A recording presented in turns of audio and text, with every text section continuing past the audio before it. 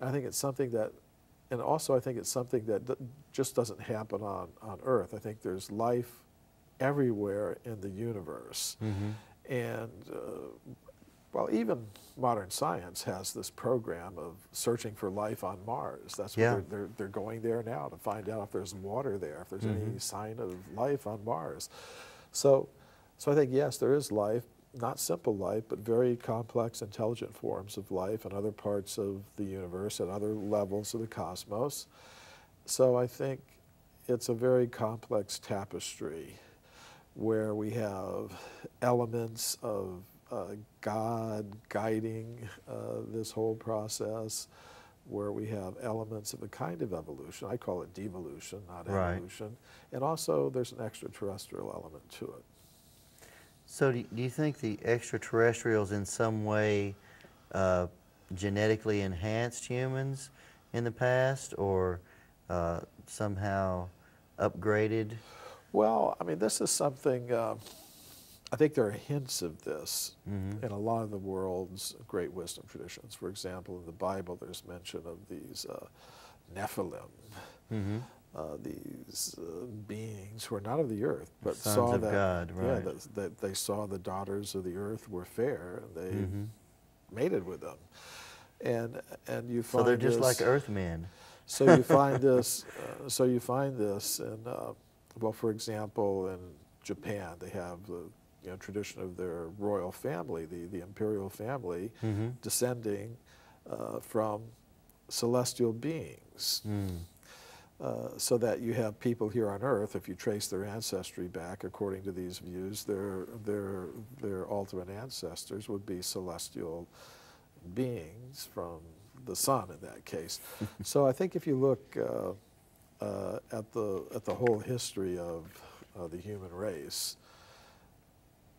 taking into account all the evidence that is there, all the wisdom that's there, I think you'll see, yes, we have been, that there's more to human life than just the terrestrial element. Yeah, we're very proud these days that we've gone beyond a geocentric conception of the universe. They used to say, well, back in ancient days, people thought the Earth was the center, and now we've gone beyond that, in terms of our astronomy. But I think we haven't gone beyond it in terms of our biology. I think in terms of our biology, we're still geocentric, very Earth-centered, and not understanding there are forms of life at different levels of the cosmos, different planets in the universe. Well, your books certainly have a plethora of evidence, scientifically, but what you do that no one else has seemed able to accomplish is that you take all the paranormal topics, or they're all included, Bigfoot, ghosts, UFOs, it's all traced back to the various cosmologies, but you make a valid scientific explanation for it, which is a much better argument than a lot of people that maybe are involved in those fields in serious research, but yet they don't really have the lingo or the methodology down. Right, Tony. I think you're absolutely right that one of the qualities of a good scientific theory is that it lets you take evidence from many, many different fields and combine them together to answer an important question, say the origin of life or the origin of the human species. And one of the characteristics of a good scientific explanation or theory is that you don't manipulate the data set. You don't leave things out because they don't fit.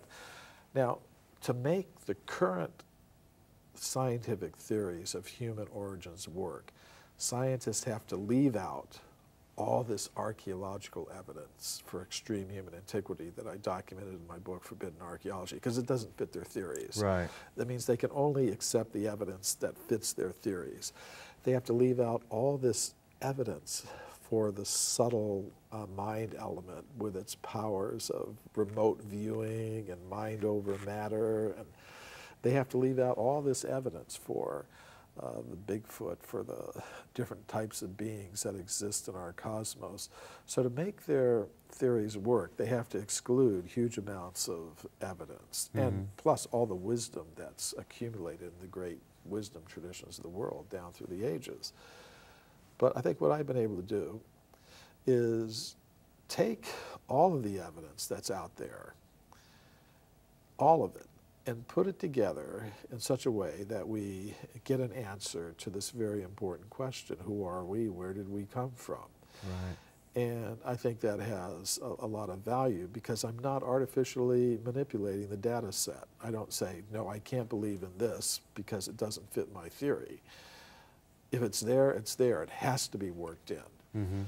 It has to be. This archaeological evidence for extreme human antiquity, it is there. It does have to be worked in. This evidence for the paranormal, it's there. It does have to be worked in. This evidence for the existence of extraterrestrials, it is there. It has to be part of the explanation. Just look at all the evidence. Look at everything and see what it means, you know, rather than prejudging it. And I think a lot of times scientists just dismiss their own evidence. They find this evidence. I mean, how much evidence has been found that they didn't even report at all? That it's just been lost, probably because it didn't fit the mainstream, and so they're so worried about what, you know, their position, you know, or funding or those type of things, that they just dismiss it out of hand without really looking at it seriously. Right. But one thing I like to say is that the world of science is not monolithic. You've got some closed minds there, you've got some more open minds there. And I think it's one of the reasons I've been invited to present my ideas at some of the leading scientific institutions in the world, like the Royal Institution in London, the Russian Academy of Sciences, other academies of science in Europe. I've been invited to speak at hundreds of universities around the world. I regularly present papers at major international scientific conferences on archaeology and anthropology and history of science. So there are some open minds out there who are willing to listen to new ideas. And I think as And you even speak at UFO conferences. At UFO conferences. I have a lot of different audiences. I speak for religious organizations, paranormal research organizations, UFO conferences. I have a lot of different audiences, including the mainstream scientific and university audience. Yeah. And I think it's important to stay in touch with all those different audiences, because I think right now, in terms of the world's history, we're undergoing what I would call a major renegotiation of our whole picture of reality, what's real and what isn't. And I think there's a lot of parties to that negotiation. I think we're out of time here, Michael. Thanks for being on Mystery Us. Well, thank you.